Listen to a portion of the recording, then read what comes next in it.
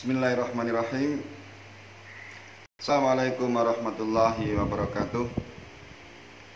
Puji syukur kehadirat Allah Subhanahu wa ta'ala yang telah menciptakan segala sesuatunya di dunia begitu indah dan sempurna.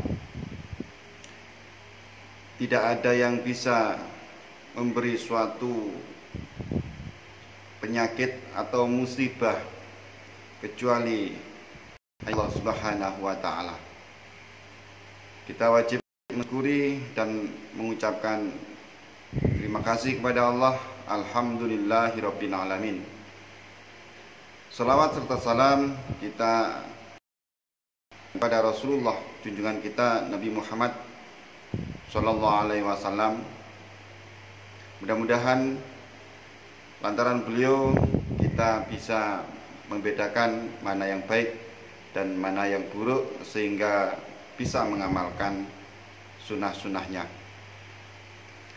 Saudaraku yang dirahmati oleh Allah, dimanapun saudara berada, kali ini saya akan memberikan tip ciri-ciri tempat usaha yang kena guna-guna sihir, kena gangguan jin dan sejenisnya atau ilmu hitam.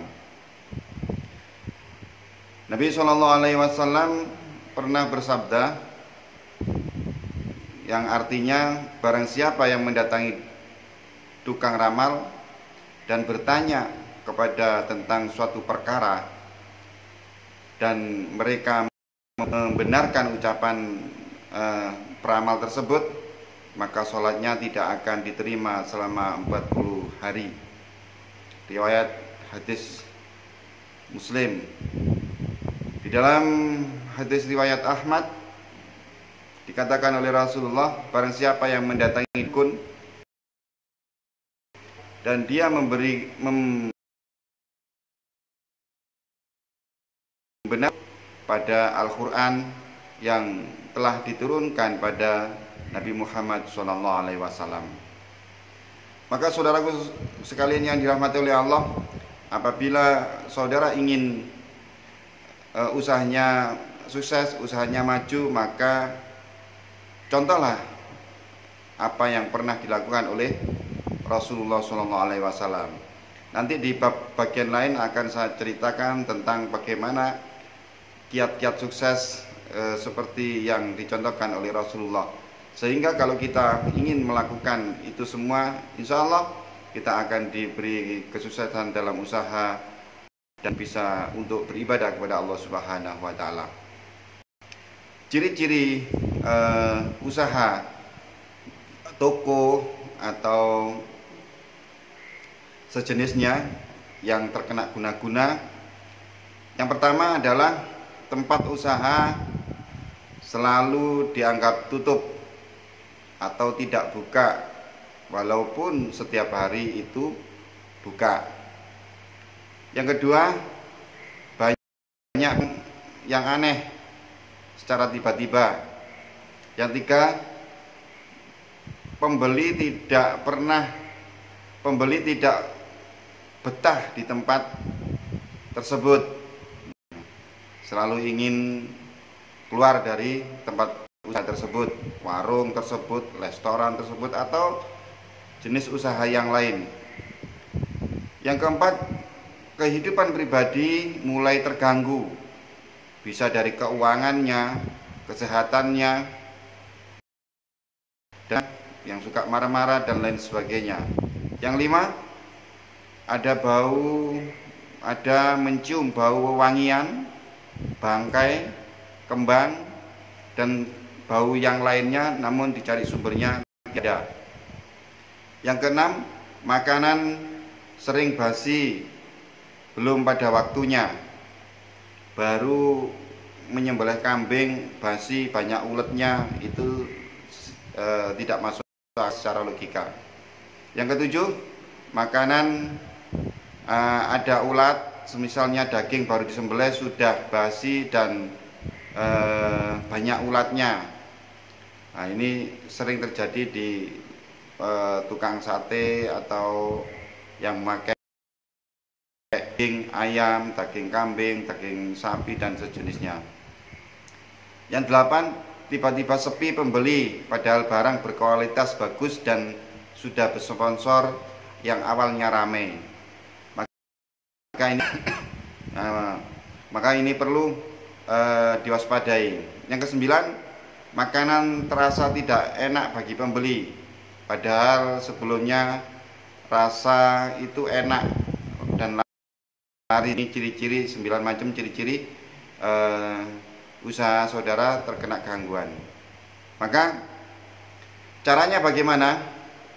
Caranya untuk menetralisir hal tersebut, maka yang pertama, dekatkan diri kita kepada Allah sebaik mungkin.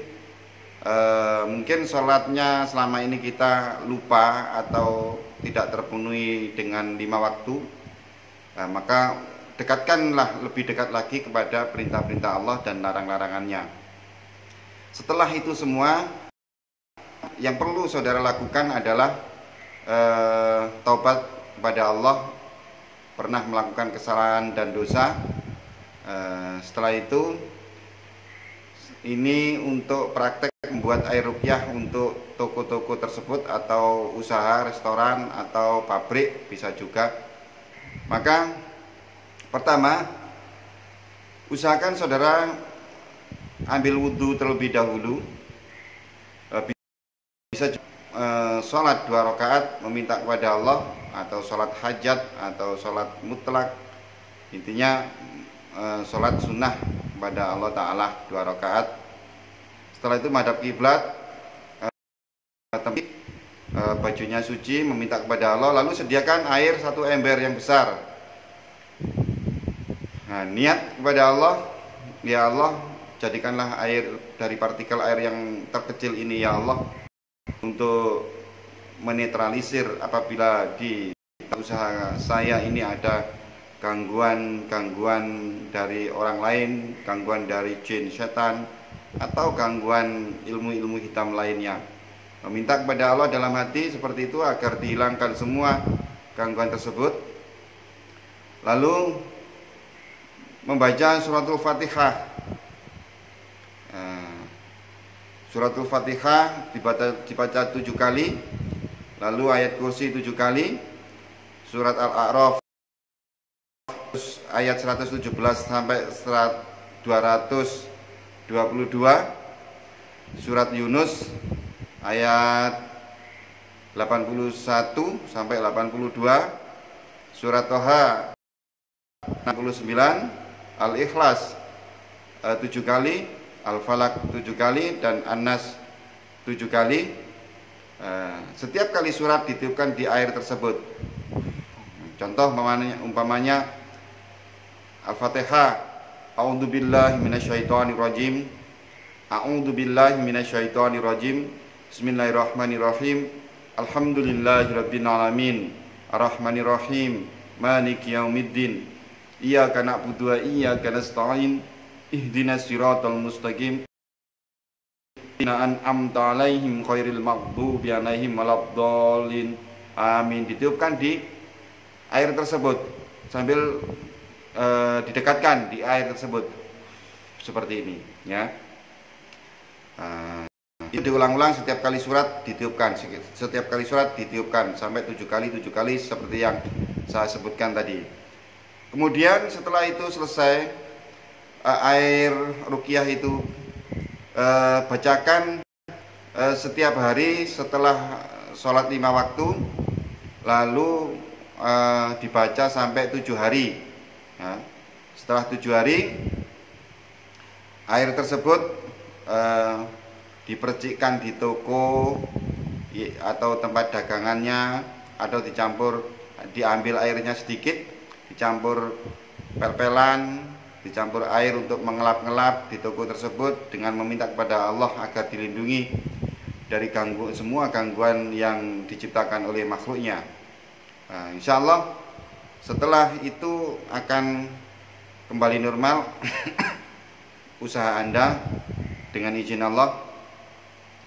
Lakukan kegiatan ini setiap hari sambil memutar kaset murotal ya, 30 juz, pelan-pelan aja, diputar pelan-pelan setiap hari di dalam usaha tersebut. Jangan lupa setiap habis sholat membaca ayat kursi 7 kali dengan niat membentengi rumah dari serangan gangguan sihir atau gangguan ilmu hitam. Dan semua itu kita ingat takdir, keselamatan dan lain-lain akan terjadi atas kehendak Allah. Dan itu kalau kita terus lakukan terus menerus, apabila masih ada orang yang mengganggu kita tidak punya salah dengan orang tersebut, insya Allah semua itu akan dikembalikan oleh Allah Subhanahu wa Ta'ala. Wallahu a'lam. Demikian tip dari saya. Insya Allah apabila kurang jelas bisa menghubungi nomor WA saya, yaitu nomor 082143474433. Terima kasih. Mudah-mudahan usaha saudara selalu dan bisa dibuat ibadah kepada Allah Subhanahu wa Ta'ala. Ihdinas siratal mustaqim. Assalamualaikum warahmatullahi wabarakatuh.